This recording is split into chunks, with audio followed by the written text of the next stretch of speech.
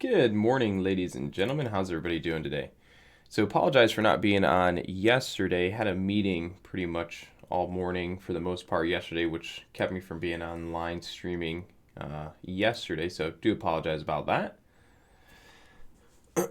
But today we got a couple good things to keep an eye on. Primarily earnings reports. Many of you guys know right now a lot of companies are reporting earnings. So we've been kind of focusing on that. So today, a couple things that look decent so far in terms of volatility would be Twitter. Twitter had their earnings report, pushes up to about $41. $41 is the high of the last earnings report move. You can see here they reported earnings, kind of pushed up into this 41 price and then kind of faded back down. Now they've pushed right back into that same level. So today would be the first attempt at breaking 41 from the earnings report. So ideally over 41, it appears that Twitter can turn into a pretty decent long play. So that's what we're going to be following, that key level of $41 for right now. Good morning, Will, Elizabeth, David, Doug, and Super Snake. Good morning, guys. So really that $41 mark is kind of that key spot where you're going to see a lot of volume probably come in, either to the sell or the buy side if we start to break over. So 41, pretty much the ideal spot to be keeping an eye on for Twitter today. Okay. Next one is Starbucks. Starbucks reported earnings. This is starting to move really well, has really good formation. Nice push up, flat consolidation to the side. This is a really good one to keep on watch for a long play out of the gates. Definitely something I'll be keeping on watch.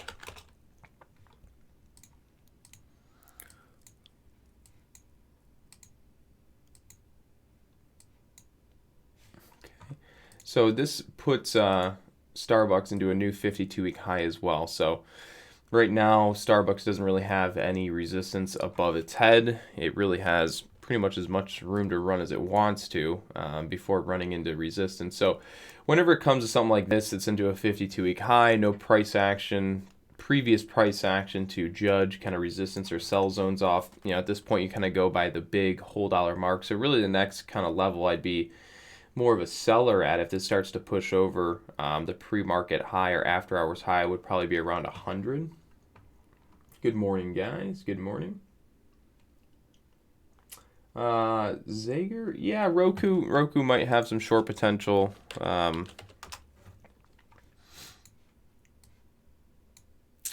right now, it did bounce. It kind of pulled back yesterday. Today, it actually, with the way it's forming, might have a little bit of a long. But over the course of the past couple days, it does appear as if it's been getting sold into. So kind of watching Roku short bias as well.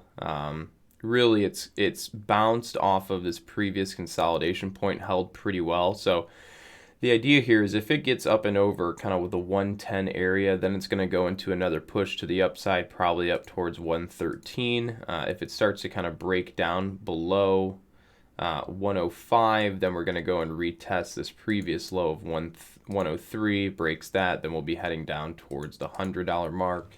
So for right now, I'm not really interested in. We'll see. From the way it appears, it looks like we're starting to see more selling pressure into the stock Roku than particularly buying. BYND, there is a lot of hype around BYND that could continue to keep that press up. I would like to say yes, but we do have, I think the earnings for BYND come out Monday. Let's see. 7/29. Yep. So next week we're going to have BYND earnings, and it's not something that I'm going to be buying and holding through. I would just trade it afterwards. Today I would be more patient on watching long bias for BYND. Yesterday was a really big day. We kind of broke out. So first I would watch for a little bit of a sell-off, and then if you're going to want to get long on BYND, probably look for a sort of a bounce play after it pulls back. So if you look pre-market, it already kind of topped at 245, pulls back. This candle down is holding the previous top after hours at 233, trying to hold right now.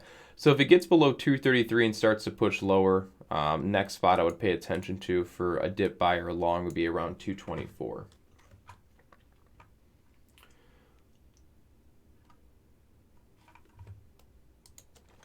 Okay, There was something else I was going to talk about. Let's see. Netflix. Netflix is one. So Netflix ended up bouncing, kind of doing that long play they were referring to watch for the past couple days. So we ended up going through the short squeeze phase, bouncing up. So Netflix has now gotten all the way back up to pretty much the let me rephrase this. So earnings down, day of earnings, Netflix opens up, pushes up to a high of 330, then it rolls over and down.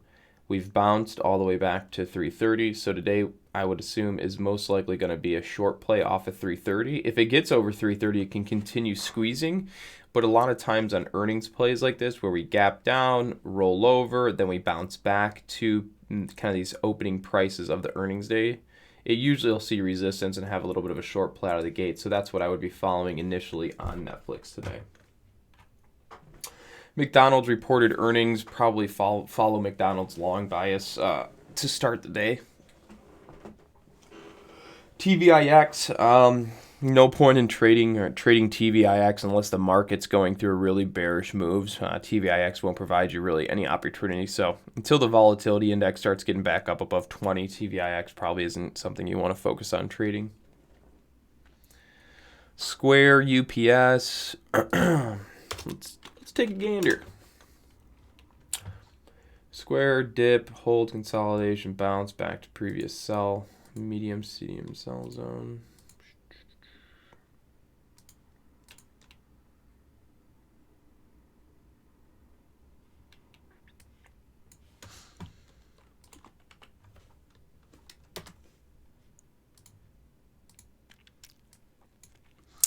Well, right now momentum for the current time is still bullish to the upside on Square. After going through this dip, we're kind of in more of a bullish kind of move. But again, Square is still up towards this previous top, right? And this is its first attempt. Oh, let me do that. This is really still the first move up towards this previous high. So the likelihood we see Square break through kind of right now in this time is usually pretty slim. I would be more inclined to see a little bit of a pull to the downside on. Oh, let me look at this again. Well, yeah, that's just the thing, right? You have this previous top at 85, 84, sorry, 83, move down, bounce up. Usually doesn't break on this first attempt up, which already had its first attempt. This was the first attempt. And this is really the consolidation. It's still arguably the first attempt to move higher. So again, I'm not crazy about trying to focus long on Square. I'd probably be more of a short trader on Square for right now. UPS, let's look. So they reported earnings, squeeze, continuation up, right? Push, continuation up. Yeah, so it looks like UPS had its continuation date. Now you're going to get less of a move up. I'd probably start becoming, I don't want to say I'd become more of a seller. Yeah, I'd probably be more of a seller on it now after that big push up. It did start breaking over a lot of these resistance tops marks, which is interesting. But yeah, I'd probably be more of a seller on UPS now after this big move up and start going into a selling zone. No pennies today that looked good for trading. Already looked at them. Again, no pennies. Right now we're not in the penny stock season, so it makes sense. We shouldn't have many penny stocks to trade right now. It's just a slow season for them. So current moment in time, no decent penny stocks to trade for the day. And most anybody right now with penny stocks on their watch list are, and that's the thing, right? If there's someone out there, making videos or shooting out videos about penny stocks right now, I mean, I don't even know why they would be doing so. There is no good penny stocks to trade, and if they are, they're very far and few between. The main focus should really be on large cap and earnings plays right now. As we start moving back into October, that's when penny stocks will start picking up, and they'll start coming back onto my watch list more often. Again, one thing, if you haven't noticed, if you follow the channel for a while, the only time I ever have penny stocks on the watch list is if I feel they're good. So I'm extremely picky when it comes to penny stocks. So if they're not on my watch list, then of course they typically don't meet the requirements for trading them. And if they are on my watch list, then of course there's a good chance they're going to be a good penny stock on the day because I sift through and make sure to only mention penny stocks when I truly feel they're good to trade on the day. What's going on, Brad? What does the penny stock see? Penny really the momentum for the just in general for trading stocks and the financial markets, momentum picks up as the winter seasons approach and throughout the winter season, both large cap and penny stocks. So really the winter season is when you want to focus on trading penny stocks. Throughout summer, there's a few penny stocks that have some decent moves, but they're not as good nor as big or as frequent as when we're in the winter season. So again, if you're going through summer and you're really focusing on trading penny stocks, you can have a much more challenging time because there's not going to be as many of them to trade. And if you don't know how to trade large cap or you don't trade large cap, your area of opportunity just shrunk massively. So a big problem I see is if you only trade penny stocks, you're not very diverse in how you can trade financial markets. Then when it comes to penny stocks, if you only trade them when it comes to summer slow season, you'll find yourselves trying to trade penny stocks that shouldn't even be traded. So you're going to start forcing yourself onto stocks that aren't really good to trade, which probably will then result in more of a loss than it will a win. So again, that's kind of my outlook there.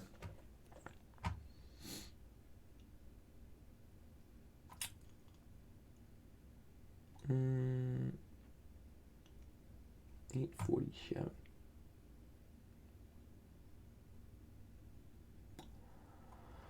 TRNX, that might be decent. I remember it was holding up the other day. Yeah, TRNX still has, I would still keep that on watch until it either breaks down, because if it doesn't break down, then there's a good chance it can squeeze. I probably wouldn't trade. I may or may not. If it starts to move really good, I might trade it. But the only way I make money trading something like this is with like 40, 50,000 shares, So in order for me to make a decent amount of money on something this low price, I have to get an enormous amount of shares with the way that it moves, or else, again, it doesn't even really matter. So yeah, you can see how it's consolidating, had its push up, been consolidating. If this doesn't break down, it's going to go through a squeeze day where it has a really big spike.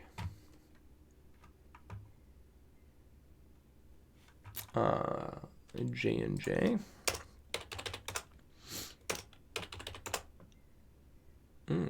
J&J, nice kind of bounce.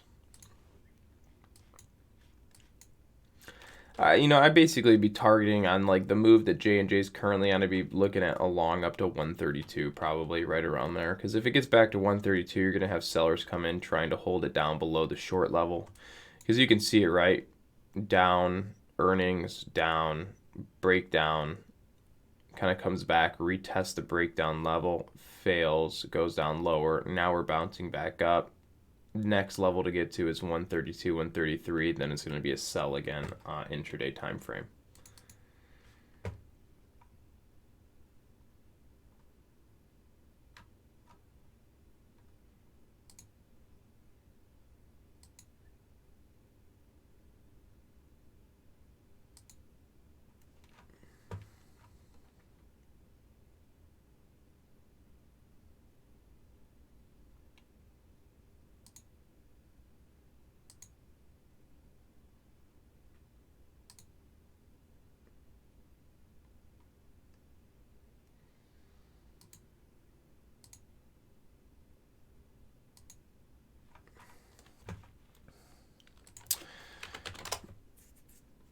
MRNS, yeah, you could watch MRNS long for just basically a long. It had that big gap down from 4 all the way to like 77 cents. You could be looking for a small dip buy, long bounce on that. Might be pretty decent, but that's really all that's there. It's maybe like a long play. If you look at this, there's really no good formation you can go off. The only thing you're banking on is that it just breaks out based on a short squeeze or just some momentum play. But there's really no chart formation there that signals it as a really good long at this point. Nick, actually, I just messaged Shane today to reach out to you, so I think we'll have all that issue cleared up for you in regards to elites. I literally just messaged him before getting on this stream. YNDX, sure, I'll take a look.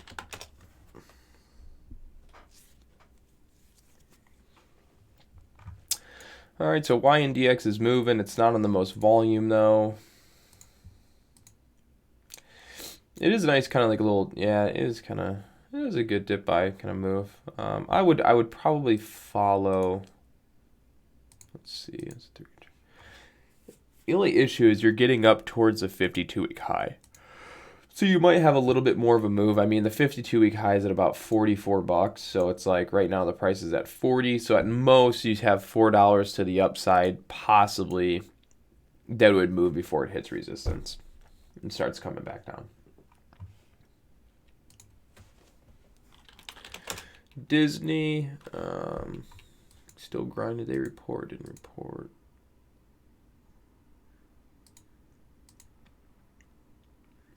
Now, Disney is one that has more of an opportunity to break out over the 52-week high level off this dip. Well, yeah, basically this is the way I go about it, right?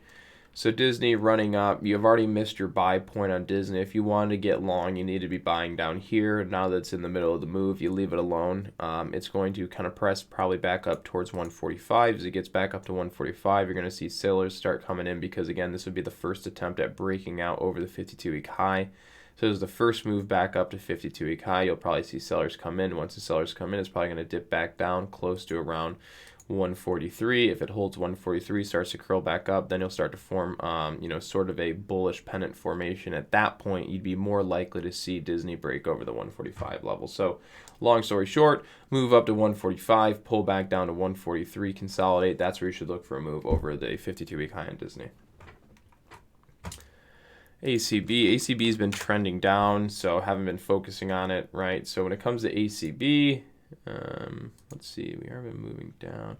There is something to note that there is arguably a little bit of a bullish divergence taking place. You can see the decreasing value in ACB stock price here, while at the same time momentum has sort of been trending up.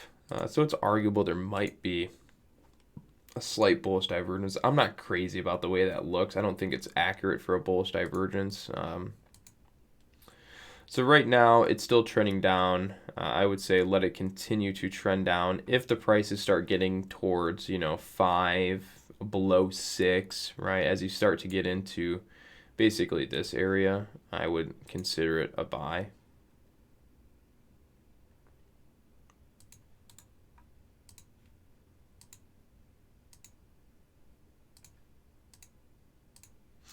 Yeah, I consider ACB a buy down in this green zone, basically 6 to 4, right in that area. Lower you can get it, the better. Closer to support demand, you can get it, the better. But I would say ACB is a buy as it gets down into those levels. Right now, wouldn't really be buying it because you're buying in the middle of a downtrend where you could get caught in a big drop off, or you might get lucky and have a nice little push, short squeeze, relief bounce day. But in that regard, you're only going to make a little bit. You're not really going to get the true bounce.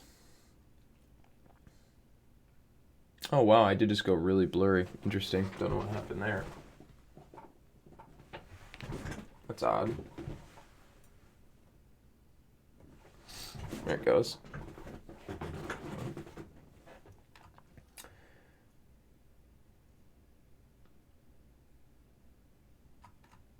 BYND, we covered BYND earlier in the day. ABBV, that should be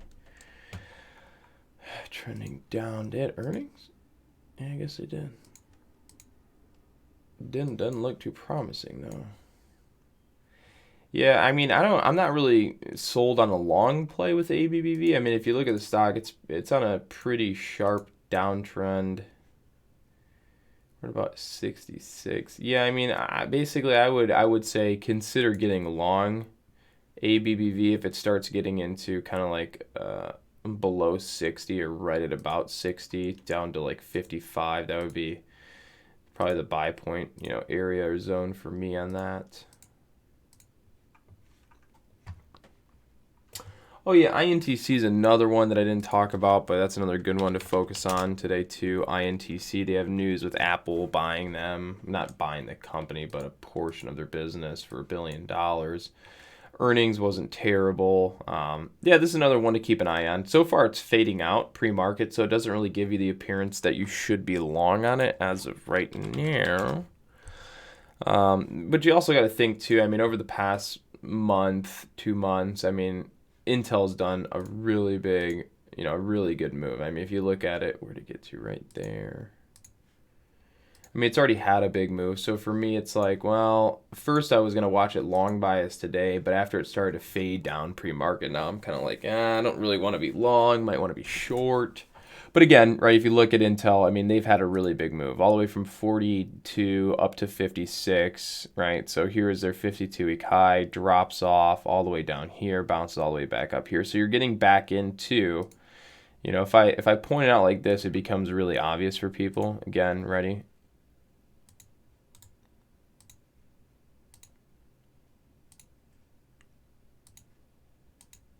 So rather than thinking about every single little move that can happen, you should start thinking about the big picture, and this is the big picture.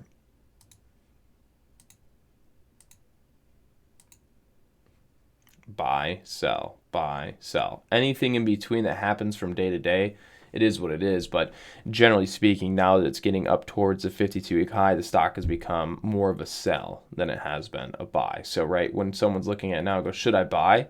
Yeah, you might be able to get away with like an intraday play, maybe a 2-day swing, but you know, holding for the next 3, 4, 5 weeks, you're probably going to find yourself down, you know, lower, right? Because it's already bounced us into a sell location.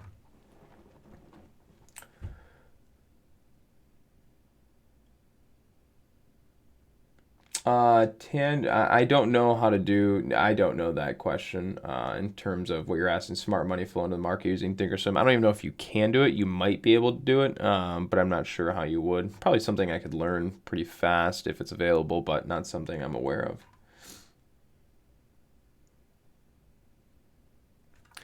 Yeah, CRWD, what was that? Cyber something, right? Cyber something. No, CrowdStrike, that's right. They're moving up. How are they doing? Yeah, they're doing pretty well. I mean, still pretty recent company, recent IPO. All you can do is trade off technicals. Kind of broke over. Yeah, I'd probably watch that for continuation to the upside because it just kind of dipped, broke out. Yeah, watch CRWD continuation to the upside. Netflix already went over that today. Probably going to be a short play off. I think it was like 3:30, around 3:30 short play. SGMO. I'm gonna actually get a run here. I'm gonna look at this one real fast, and I gotta get back to our group.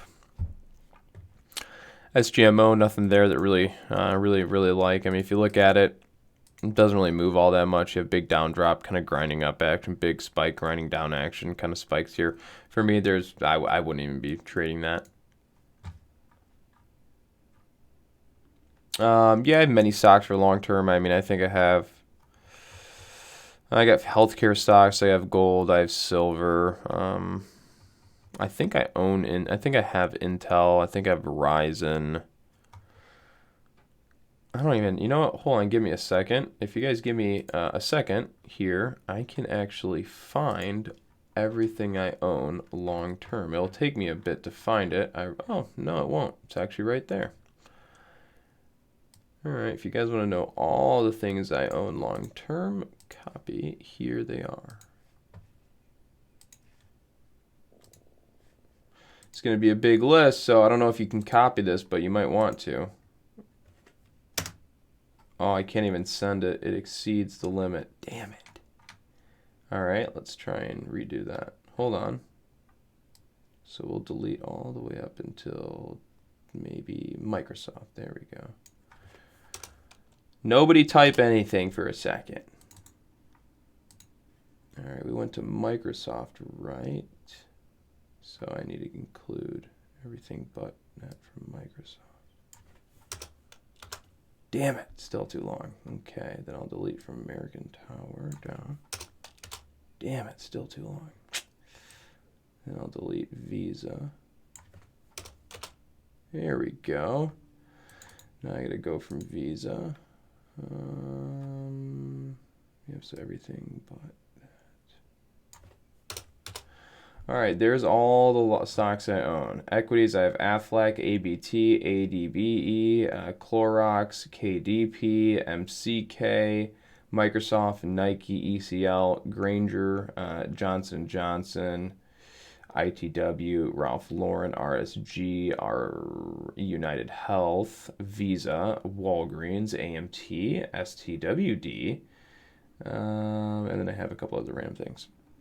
So yeah, there's a lot of different things I own. Those are that's like everything. And then there's also this I own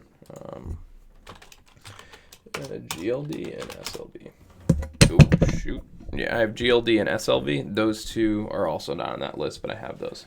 So a lot of different companies. Those are and then actually I also own this too. Sorry, I missed another one. This one I've had since I was 18, PRHSX, which PRHSX was like my first ever Roth IRA fund. I think year to date, I don't know when I'm up year to date or if I'm even up. It's been a long time since I checked, but since inception, since me investing on that particular ticker, I think my inception like annual year to date return was like 14.2%, which is stellar. I mean, you really can't ask for much more than that long term.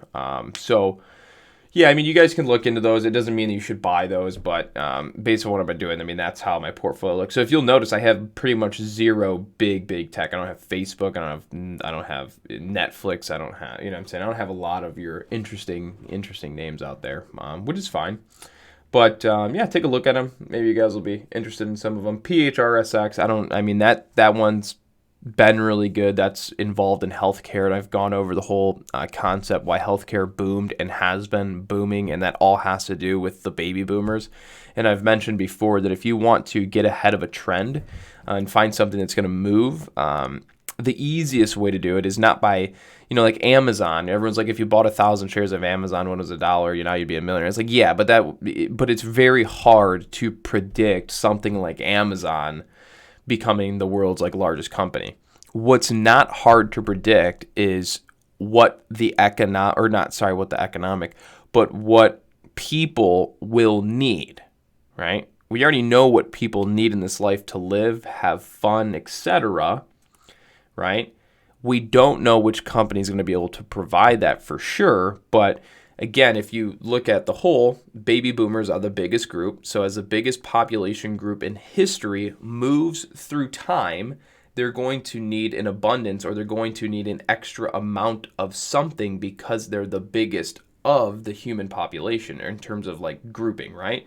So as the baby boomer group moves through the economy or moves through time, there's going to be an economic shift surrounding that group of people. First, it was diapers and baby formula. Next, it was infrastructure for schools. Next thing you know, we had, you know, more employment because there's just so many more people and more jobs based on that group of people, right?